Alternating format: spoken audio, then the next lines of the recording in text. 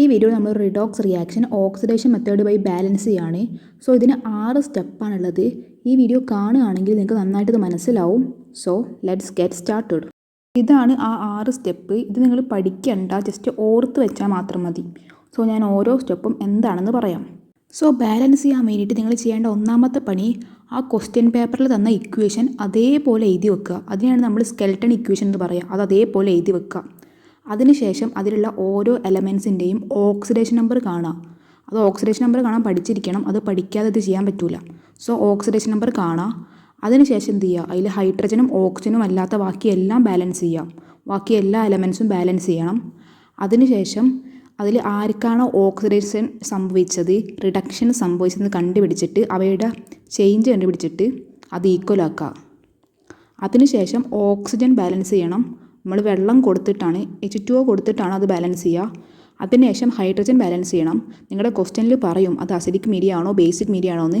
Acidic media ആണെങ്കിൽ H+ ആയിരിക്കും നമ്മൾ ആഡ് ചെയ്യാൻ വേണ്ടി ഉപയോഗിക്കുക. ബേസിക് മീഡിയ ആണെങ്കിൽ OH- ആയിരിക്കും. എനിക്കറിയാം ഇതിലെ ലാസ്റ്റ് 2-3 സ്റ്റെപ്പ് നിങ്ങൾക്ക് മനസ്സിലായിട്ടില്ല എന്നത്. അത് സ്വാഭാവികമാണ്. അതിങ്ങനെ പറഞ്ഞാൽ മനസ്സിലാവില്ല, ചെയ്താലേ മനസ്സിലാവുള്ളൂ. സോ നമുക്കൊരു ക്വസ്റ്റ്യൻ ചെയ്യാം, അപ്പോൾ ഫുള്ള് ക്ലിയർ ആയിരിക്കും. സോ ഇതാണ് നമ്മുടെ question. Balance the following ionic reaction in acidic medium. Reaction ഇവിടെ കൊടുത്തിട്ടുണ്ട്. സോ ഇവിടെ അസിഡിക് മീഡിയം എന്ന് പറഞ്ഞാൽ നമ്മൾ ഹൈഡ്രജനെ ബാലൻസ് ചെയ്യുമ്പോൾ നമ്മൾ H+ അയോണാണ് ചേർക്കേണ്ടത്. അതാണ് അസിഡിക് മീഡിയം എന്നുകൊണ്ട് ഉദ്ദേശിക്കുന്നത്. അപ്പോൾ നമുക്ക് നേരെ ചെയ്യാം. ഫസ്റ്റിനൊരു കാര്യം പറയാം, ഞാൻ ചെയ്യണത് അതേപോലെ നോക്കി നിൽക്കാനാണ് പ്ലാനെങ്കിൽ നിങ്ങൾക്ക് ഒരിക്കലും ഇത് മനസ്സിലാവില്ല. ഈ വീഡിയോ കാണുന്നതിന് ഒരർത്ഥവും ഉണ്ടാവില്ല. സോ പോയിട്ടൊരു ബുക്കും പെന്നൊക്കെ എടുത്തിട്ട് വാ, എന്നിട്ട് ഞാൻ ചെയ്യുന്നതിൻ്റെ കൂടെ ചെയ്യ്, എന്നാലേ മനസ്സിലാവുള്ളൂ. സോ നമ്മുടെ ഫസ്റ്റ് സ്റ്റെപ്പ് എന്താ, ആ ഇക്വേഷൻ അതേപോലെ എഴുതുക. സോ ഈ ഇക്വേഷൻ നമ്മൾ അതേപോലെ തന്നെ എഴുതി വെക്കുക. തന്നിരിക്കുന്ന ഇക്വേഷൻ അതേപോലെ എഴുതി വെച്ചതിൻ്റെ ശേഷം നമ്മൾ ചെയ്യേണ്ടത് ഓക്സിഡേഷൻ നമ്പർ കണ്ടുപിടിക്കലാണ്. സോ ഈ ഒരു ഇക്വേഷനിലെ എല്ലാ എലമെൻസിൻ്റെയും മുകളിൽ അതിൻ്റെ ഓക്സിഡേഷൻ നമ്പർ എഴുതണം. ഓക്സിഡേഷൻ നമ്പർ എഴുതുമ്പോൾ ശ്രദ്ധിക്കേണ്ട ഒരു കാര്യം, അതൊരു കളർ ചേഞ്ച് ഉള്ള പെന്നോട് വേണം എഴുതാൻ, അല്ലെങ്കിൽ ഫുൾ കൺഫ്യൂഷൻ ആവും. സോ 2 പെന്ന് വേണം. ഒന്ന് നിങ്ങളുടെ എഴുതുന്ന പെന്ന്, രണ്ടൊരു കളർ ചേഞ്ച് ഉള്ള പെന്ന്, ഓക്സിഡേഷൻ നമ്പർ മനസ്സിലാവാൻ വേണ്ടിയിട്ട്. സോ ഇവിടെ ഞാൻ ഓരോ എലമെൻറ്റിൻ്റെയും ഓക്സിഡേഷൻ നമ്പർ അതിൻ്റെ മുകളിൽ എഴുതിയിട്ടുണ്ട്. സോ നമ്മൾ ഫസ്റ്റ് എന്താ ചെയ്തത്, ആ ഒരു ഇക്വേഷൻ അതേപോലെ എഴുതി വെച്ച് അതിനുശേഷം ഓരോ എലമെൻറ്റിൻ്റെയും ഓക്സിഡേഷൻ നമ്പർ കണ്ടുപിടിച്ച് ഇനി മൂന്നാമത് നമ്മൾ ചെയ്യാൻ പോകുന്നത് ആ ഒരു ഇക്വേഷനിലെ ഓക്സിജനും ഹൈഡ്രജനും ഒഴിച്ച് ബാക്കിയുള്ള എല്ലാ എലമെൻസും ബാലൻസ് ചെയ്യാൻ പോവുക. സോ ഇവിടെ നമുക്ക് ഓക്സിജൻ ബാലൻസ് ചെയ്യണ്ട, ബാക്കി എല്ലാ എലമെൻസും ബാലൻസ് ചെയ്യണം.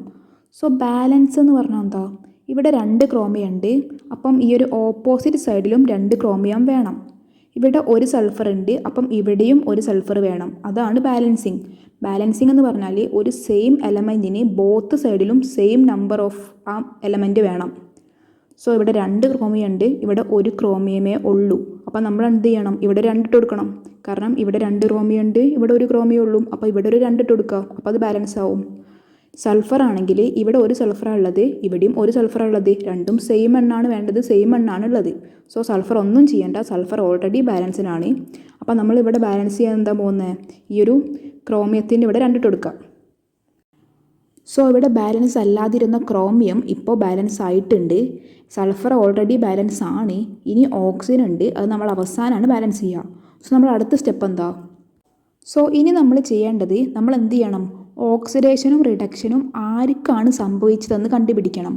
അതിനുശേഷം ഓക്സിഡേഷൻ്റെ ചേഞ്ചും റിഡക്ഷൻ്റെ ചേഞ്ചും കണ്ടുപിടിച്ചിട്ട് അത് ഈക്വൽ ആക്കണം. ഈക്വൽ ആക്കാൻ ഒരു നമ്പർ വെച്ച് ഗുണിച്ചിട്ട് ഈക്വൽ ആക്കണം. ഓക്സിഡേഷൻ നമ്പർ കൂടുന്നതാണ് ഓക്സിഡേഷൻ. സോ ഇവിടെ സൾഫറിന് +4 ഉള്ളത് +6 ആയിട്ട് മാറി.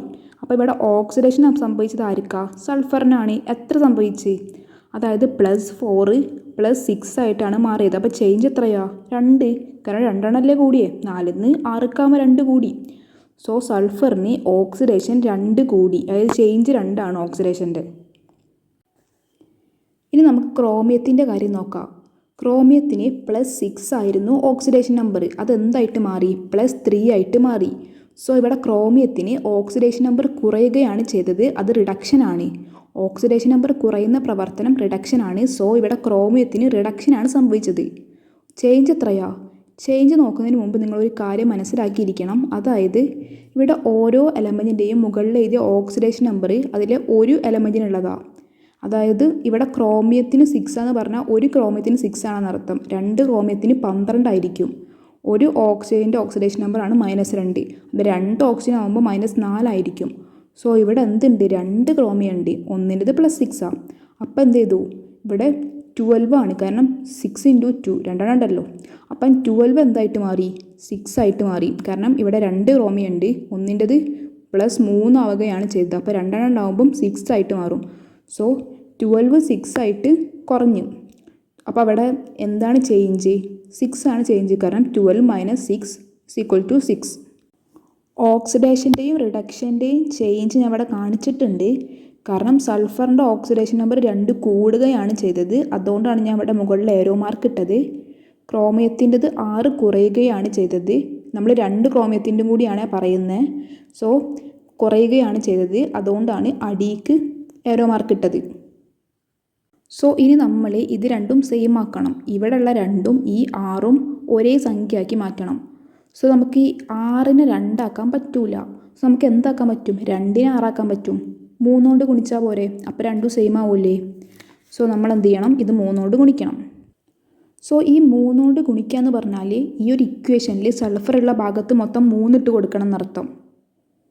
സോ നമ്മുടെ പോയിൻ്റ് എന്താ, നമ്മൾ ആ ഒരു റിഡക്ഷൻ്റെയും ഓക്സിഡേഷൻ്റെയും ചേഞ്ച് കണ്ടുപിടിച്ചതിന് ശേഷം അത് രണ്ടും സെയിം ആക്കണം. അങ്ങനെ സെയിം ആക്കാൻ വേണ്ടിയിട്ടാണ് ഞാൻ എന്ത് ചെയ്തത്, ഇവിടെ 2നെ 3 കൊണ്ട് ഗുണിച്ചത്. അത് സൾഫർ ആണല്ലോ, അതുകൊണ്ട് എന്ത് ചെയ്യണം, ഇവിടെ 3 ഇട്ടെടുക്കണം. അതേപോലെ തന്നെ ഇവിടെയും 3 ഇട്ടെടുക്കണം.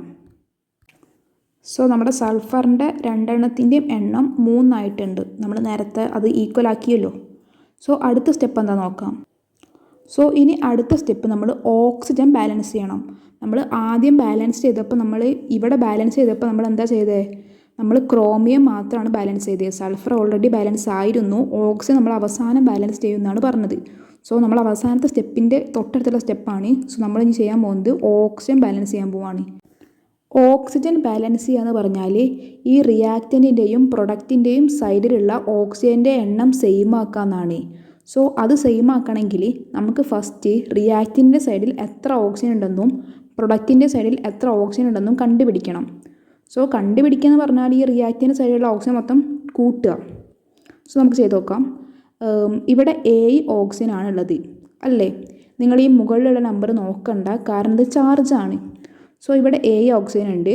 ഇവിടെ 3 ഓക്സിജൻ ഉണ്ട്. ഇവിടെ 3 ഓക്സിജൻ അല്ല, കാരണം ഇവിടെ ഈ 3 ഈ എസ്സിനും ഓക്കും ബാധകമാണ്.